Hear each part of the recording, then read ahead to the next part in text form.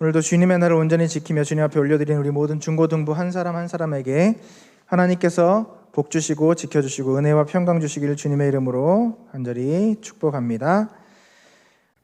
오늘 본문에서 바울이 이야기를 하고 있죠. 바울이 그리스도의 십자가에 대해서 이야기를 하고 있는데요. 그리스도의 십자가에 대해서 극명하게 두 가지로 대비를 시키고 있습니다. 하나는 십자가를 어리석음으로 바라보는 시각이고요. 하나는 하나님의 능력이다라고 이야기를 하고 있습니다. 십자가의 도가 멸망하는 자들에게는 미련한 것이고 구원을 받는 우리에게는 하나님의 능력이라는 거예요. 그래서 여러분 오늘 이 한 구절만 가지고도 여러분들 스스로를 좀 체크해 봤으면 좋겠어요. 십자가가 과연 여러분들에게 무엇으로 다가오는지, 그것이 미련한 것 같고 그것이 별거 아닌 것 같다면 여러분들은 필시 멸망할 사람들입니다. 모든 사람들은 멸망할 사람들이에요. 그런데 그 가운데 하나님께서 택하셔서 부르심을 입었고, 그래서 이 교회에 나와서 하나님의 백성으로 날마다 매주마다 시간 들이고 정성 들이며 예배를 드리는데 여러분들에게 십자가가 미련하다? 그럼 여러분들 멸망당할 사람이라고. 엄청나게 충격받아야 될 일이에요. 그런데 여러분들 십자가가 짐이 아니라, 지난주에도 계속 얘기했지만 십자가가 멍해가 아니라 나에게 그것이 오히려 능력이 된다. 그러면 그 사람에게는 하나님의 권능이 된다라는 겁니다. 사실 이걸로 오늘 설교는 끝이에요. 이것만 가지고 가도요, 여러분들은 신앙생활에 엄청난 도움이 될 거예요. 과연 여러분들에게 십자가는 어떤 것입니까? 예수님 믿는 사람들에게 십자가는 능력이에요. 그런데 세상의 지혜를 쫓는 사람들에게는 그것이 미련하게 보일 수밖에 없다는 거예요. 세상의 지혜가 엄청나게 대단해 보일지는 모르지만 세상의 지혜는요 참 무익한 것입니다. 그래서 19절은 이렇게 말합니다. 기록된 바 내가 지혜 있는 자들의 지혜를 멸하고 총명한 자들의 총명을 폐하리라 하였으니. 여러분, 세상에 많은 학문들이 있어요. 학위들이 있고요. 그 사람들이 뭐라고 표현하는지 혹시 아세요? 어떠한 진리를 발견했다라고 이야기해요. 발견했다. 사람의 지혜는 아무리 발전해도 하나님의 그 창조하신 것들 중에 극히 일부분을 발견하는 것조차도 대단한 존재가 바로 사람인 거예요. 여러분, 우주의 크기가 얼마나 큰지 혹시 알고 계시나요? 감이 잡히시나요? 지금도 계속해서 우주의 공간은 발견되고 있어요. 그것을 찾는 게 엄청나게 대단한 일인 거예요. 근데 그 우주 공간이 얼마나 더 큰지 사람은 가늠할 수도 없는 존재다라는 겁니다. 바울은 구약 성경의 이사야서를 인용해서 세상의 지혜가 하나님 앞에서 얼마나 하찮은 것인지를 밝히고 있어요. 그것을 하나님께서는 이 우주가 얼마나 넓은지 얼마나 대단한 공간인지를 발견하시는 분이 아니라 그것을 만드신 분이 하나님이시라고요. 그것도 말 한마디로, 빛이 있으라라고 하는 그 한마디로 이 땅을, 이 세상을 만드신 분이 하나님이시라는 거예요. 여러분, 사람은요 만유인력의 법칙을 발견을 하고요, 그 사람이 엄청나게 대단한 학자라고 칭송합니다. 근데 그 만유인력의 법칙을 만드신 분이 하나님이시고요, 그 만유인력의 법칙을 거스르게 하시는 분도 하나님이시라는 거예요. 이 지구가 태양을 도는데 그 태양에 돌아가는 그 우주의 운동을 멈추시는 분, 그렇게 우주가 멈추게 만드셨음에도 불구하고 아무 일도 일어나지 않도록 만드신 분, 그분이 하나님이시라고요. 사람이 아무리 똑똑해도 그것을 제어할 수가 없어요. 아무리 능력이 많다 해도 그것을 움직일 수가 없다고. 아니, 그 비밀조차 알 수 없는 존재가 사람이에요. 그런데요, 참 안타까운 것은요, 그런 정말 하나님 앞에서 먼지만도 못한 존재가 사람인데요, 우리는 우리의 권리, 인권에 대해서 계속해서 이야기해요. 여러분, 하나님 입장에서 사람이 사람 되는 경우는 딱 하나입니다. 그것이 뭐냐면 사람이 그 안에 하나님의 영이 거할 때 비로소 사람이 된 거예요. 창세기에 보면 그렇게 나와요. 하나님께서 사람을 흙으로 빚으시고 사람이라고 이야기하지 않으셨어요. 그 코에 생기를 불어넣으셨을 때 그제야 생명이 된지라, 그제야 사람이 됐다고요. 그래서 하나님의 관점에서 보면요, 하나님의 영이 그 안에 없으면 그냥 동물들이나 똑같아요. 사람이 아니라고요. 인권에 대해서 이야기할 수 없어요. 왜? 하나님께서 사람으로 만드시지 않았거든요. 하나님의 관점에서 봐서는 사람이 아닌 거예요. 그래서 하나님께서는 사람이 사람 되게 하기 위해서 그를 살려주시고 다시 회복시켜주시기 위해서 가장 사랑하는 그의 아들 독자 예수 그리스도를 이 땅에 보내주셨어요. 그리고 우리를 위해서 그가 우리의 모든 죄를 대신하여 십자가에서 피 흘려 죽게 하셨어요. 그 도가 지금 우리가 이야기하는 이 십자가의 도인 거예요. 그래서 이 진리를 믿는 자마다 멸망치 않고 영생을 얻게 해주신 거예요. 그런데 사람들은요, 그것을 인정하지도 않고 알고 싶어 하지도 않아요. 오히려 이 세상의 그 미천하고 부족한 그 지혜들이 더 좋은 것들이라, 더 대단한 것들이라 생각하며 산다는 거예요. 여러분, 홍해 바다를 가르시는 그 일을 하시는 분이 바로 하나님이시고요, 세상의 지혜로 해결할 수 없는 일들, 그 온천지에 널려있는 그 모든 일들을 주관하시는 분이 하나님이신데, 그 하나님이 우리를 위해서 이 땅 가운데 오시고 우리를 위해 피 흘려 죽으시고 우리를 위해 십자가에서 그 저주를 받으시고 그 모든 죄값을 치러주셨는데 그 진리를 우리는 받지 못하고 있다는 거예요. 그래서요, 이 세상에 있는 모든 사람들은 정말 미련한 자들인 거예요. 그래서 본문 20절은 이렇게 이야기합니다. 지혜 있는 자가 어디 있느냐, 선비가 어디 있느냐, 이 세대의 변론가가 어디 있느냐, 하나님께서 이 세상의 지혜를 미련하게 하신 것이 아니냐. 여러분, 20절 말씀에 세 종류의 사람들이 나오는데요, 지혜 있는 자, 선비, 변론가예요. 말 잘하는 사람들이죠. 여러분, 그 사회나 역사 공부해 보셨으면 알겠지만 이 당시에 인기 있었던, 지금으로 말하면 인플루언서 같은 사람들, 어떤 사람들이죠? 여러분, 지금 유튜버들, 되게 유명한 유튜버들 좋아하죠. 그 사람들 왜 좋아하나요? 말 잘하거든요. 말 잘하는 사람. 이 당시에 이들은요, 그렇게 잘 나가던 사람들이에요. 세상 사람들에게 존경받았던 사람들이고요, 철학가들 엄청나게 대우받았죠. 소크라테스, 이런 사람들, 왜 우리가 그 사람들을 존경하고 대단한 사람이라고 생각할까요? 그 사람들이 이런 사람들이었거든요. 그런데 그 사람들이 아무리 이렇게 높은 평가를 받았다고 하더라도 하나님의 지혜 앞에서는 아무것도 아니라는 거예요.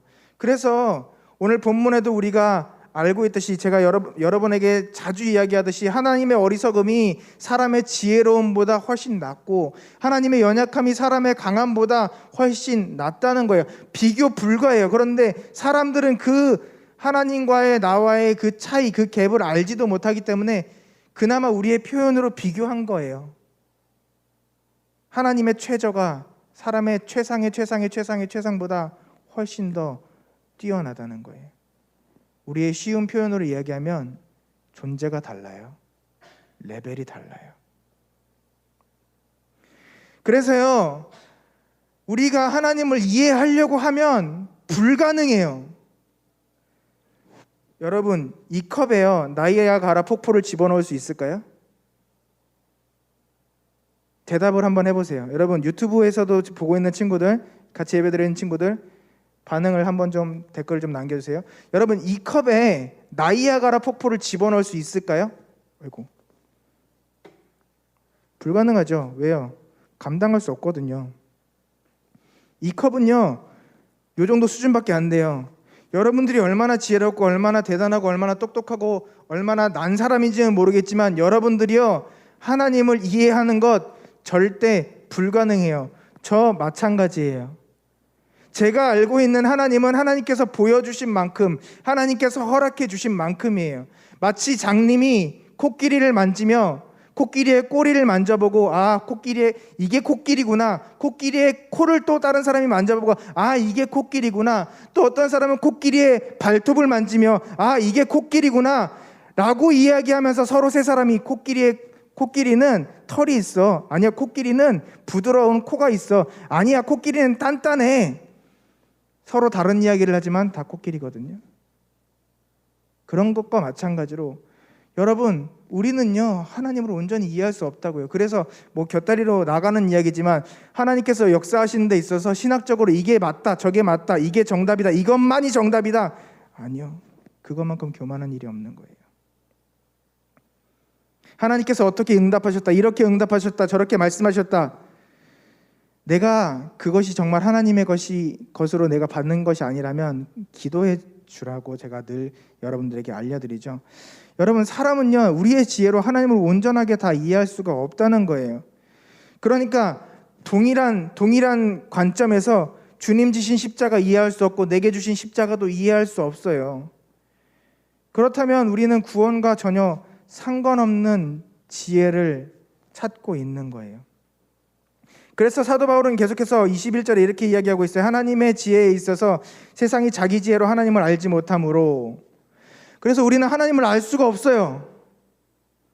참 안타깝지만 우리는 하나님을 알 수가 없어요.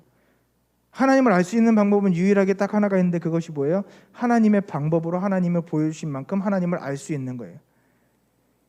동의하시면 아멘 해보시기 바랍니다. 하나님의 방법으로. 하나님께서 역사해 주시고 하나님께서 일해 주셔야 우리가 하나님을 주로 모실 수 있다는 거예요. 여러분, 그래서요 하나님께서 전도에 미련한 것으로 믿는 자들을 구원하시기를 기뻐하셨도다라고 하고 있어요.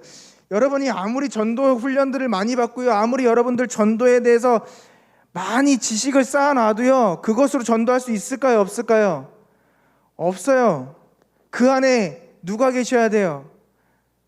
여러분이 만난 예수님, 여러분이 만난 하나님, 여러분이 만난 성령님, 여러분이 만난 예수 그리스도의 십자가가 있어야 된다고요. 내가 만난 예수님, 나와 함께 하시는 예수님을 전해야 되는 거예요. 그런데 여러분, 왜 전도가 안 되는 줄 아세요? 왜 전도를 할 수 없는 줄 아세요? 참 안타깝게도 교인은 많은데 그리스도인이 없기 때문에 그래요.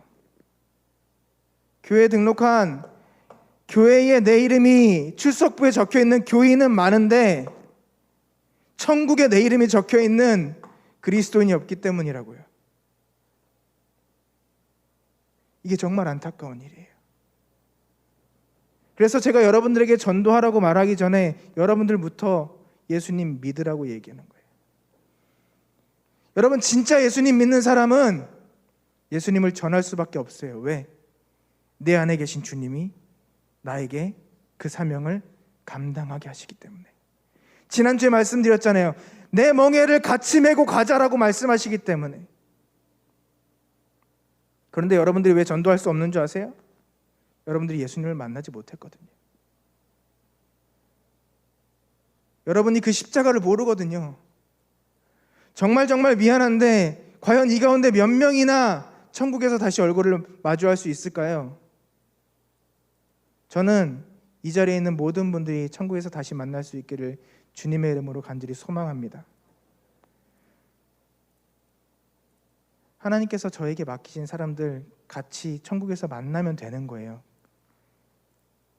근데 제 개인적인 바람은요, 여기 있는 모든 분들이 같이 만났으면 좋겠어요. 저를 포함해서. 근데 여러분들 안에 예수님이 안 계시다면, 여러분들 안에 예수 그리스도의 십자가가 없다면, 여러분들이 이 교회를 10년, 100년, 1000년을 다녀도 저 천국에 들어갈 수가 없어요. 여러분들 생명책에 여러분들의 이름이 적혀있지 않다면 여러분들, 우리는 다시 만날 수가 없다는 거예요. 그런데 참 감사한 것은 구원은요, 이 세상의 지혜가 아니라 하나님께서 우리에게 주신 전도의 미련한 방법으로 우리를 구원하셨다라는 거예요.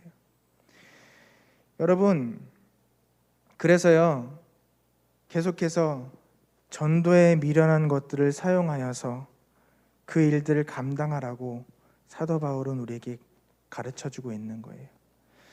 여러분이 할 수 있는 방법들이 뭐가 있을까요? 밖에 나가서 전하는 것, 친구들과 밥 먹으면서 이야기하는 것, 또 카카오톡을 통해서 여러분들 정말 쉬운 방법일 수도 있겠지만 이 설교의 말씀들, 복음들을 나누며 전하는 것, 그리고 그 가운데 가장 기본적으로 되어야 할 것은 주님의 마음을 품고 그 한 영혼을 위하여 눈물 뿌려 기도하는 것. 여러분들, 막말로 여러분들이 전도하고자 하는 그 친구를 위해서, 그 가족을 위해서 금식 기도하면서 눈물 뿌려 작전 기도 한 번이라도 해본 적이 있나요? 없잖아요. 여러 가지 할 수 없는 핑계들, 안 되는 핑계들을 찾으며 살아가잖아요. 우리 삶에서 제일 중요한 게 무엇인데요? 우리 삶에서 가장 중요한 것이 무엇인데요? 그것이 예수 그리스도이기를 주님의 이름으로 간절히 소망합니다. 그래서 십자가가요, 우리 믿는 자들에게는 하나님의 능력인 거예요. 그것 때문에 내가 지금 살아가고 있는 거고, 그것 때문에 하나님께서 지금 나를 사용해 나가시는 거예요. 그 일들을 감당하라고 하나님께서는요, 우리에게 건강을 주시고 지혜를 주시고 명철을 주시고 우리에게 물질을 주시는 거예요. 그 일들을 감당해 나가라고. 그런데요, 헬라인들에게는, 유대인들에게는 그것이 별거 아니었어요. 유대인들에게 십자가는요, 실패자의 표본이었어요. 십자가에 달려 죽었잖아요. 저주받은 자였거든요. 그들은 예수님의 부활을 믿지 않고 있잖아요. 헬라인들에게도요, 그것은 너무나 허무한 죽음이었어요. 사람들에게 인정받고 사랑받고 추앙받아야 되는데 그렇게 쭉 인기를 얻다가 어느 날 갑자기 사라져 버렸다고요. 헬라인들이 보기에는 그게 바로 예수 그리스도의 십자가였어요. 여러분들 생각에는요, 우리의 살아가는 모습들이 어떤 모습으로 보일지 모르겠습니다. 그러나 주님께서 보시기에 여러분들의 삶은 정말 귀중한 삶인 줄 믿으시길 바랍니다. 왜냐하면 주님께서 여러분들의 삶을 사용하실 것이기 때문이에요. 사랑하는 여러분, 우리가요, 참 어떨 때는 부족하고 연약한 부분들 가운데서 인정받지 못하는 것 같기도 하고, 내가 왜 이렇게 살아야 되나 싶기도 할 때가 있을 거예요. 그래서 본문 26절에도요, 바울은 이렇게 이야기하고 있어요. 세상에서 실패자라고 이야기하는, 세상에서 바닥이라고 이야기하는 사람들이 성도로서 살아가고 있었거든요.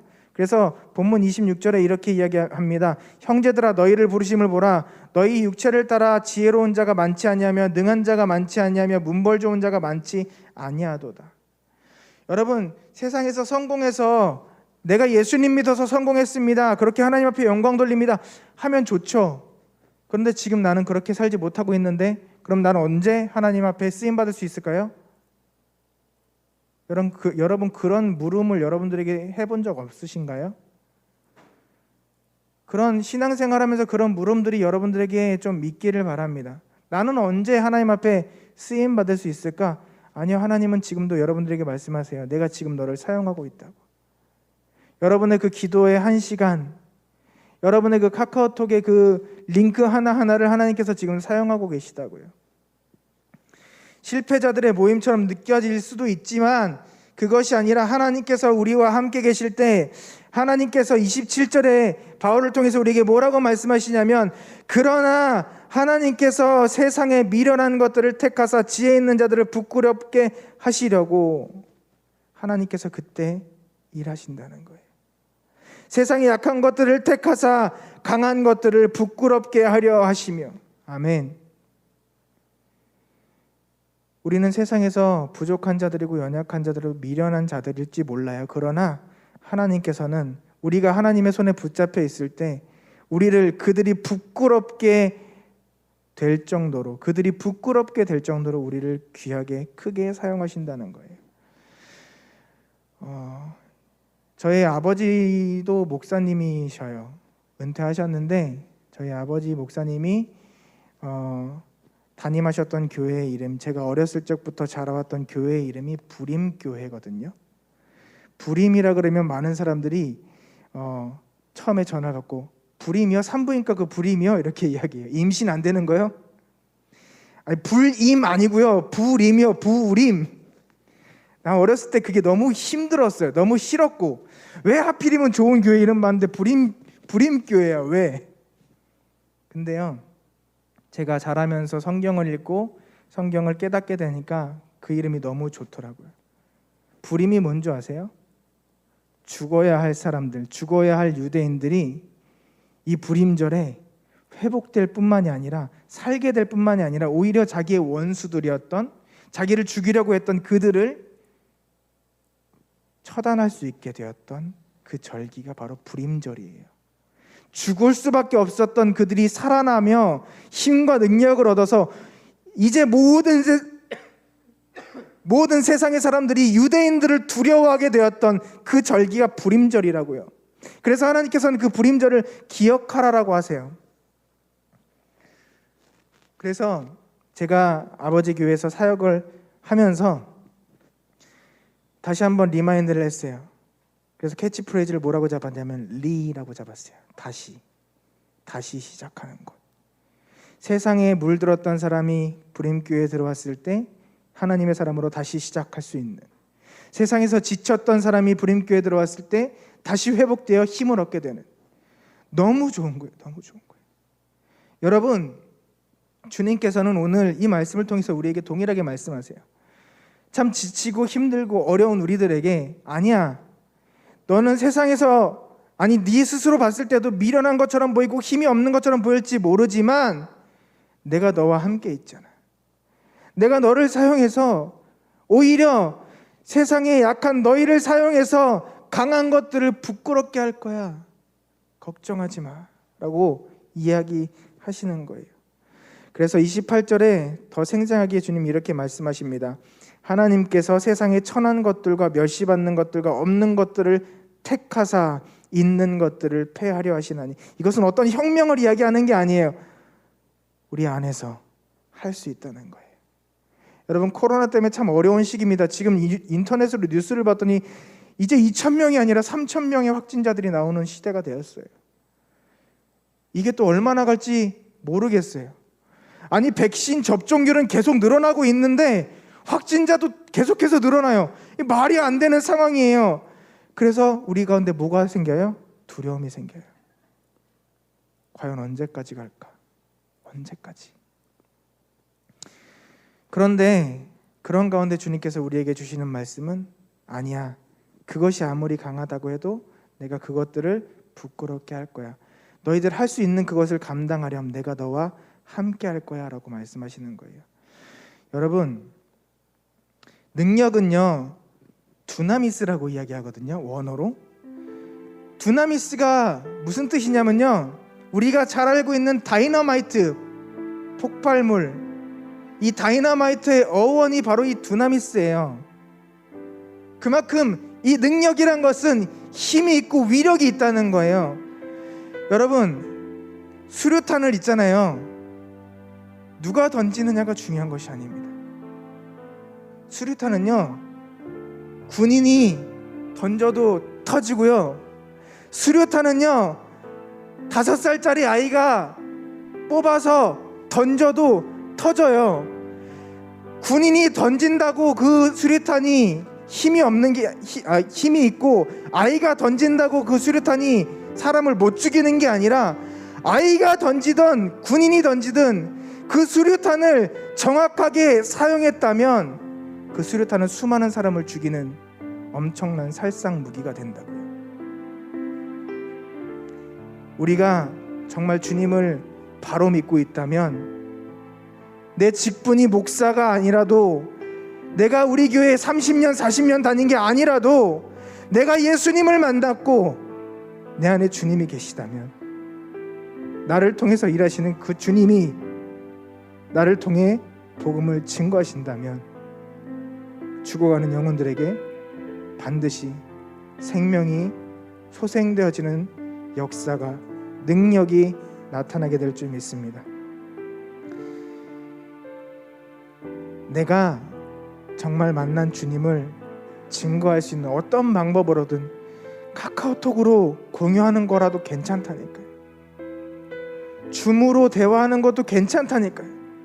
어떤 방법을 사용하든 예수 복음 증거되어지는 일에 우리 부산영락교회 중고등부가 쓰임받기를, 여러분이 쓰임받기를 주님의 이름으로 간절히 소망합니다. 우리의 삶이 천국을 향해 나갈 때 나 혼자 걷는 것이 아니라는 것, 나 혼자만 그 길을 걸으라고 우리에게 그 길을 허락하여 주신 것이 아니라는 것 기억하시면서 함께 나에게 허락하신 그들을 손을 붙잡고 그들을 이끌어 의의 길, 생명의 길, 영원한 평강의 길로 함께 걸어갈 수 있는 우리가 되기를 소망합니다. 우리 기도하며 응답받아서 그 주님의 뜻 증거하며 살아갈 수 있는 우리 중고등부 되기를 바라면서요, 우리 결단하며 기도하겠습니다. 하나님, 그렇습니다. 내가 사명 감당하겠습니다. 나를 사용하여 주시옵소서. 우리 함께 통성으로 기도합니다. 주여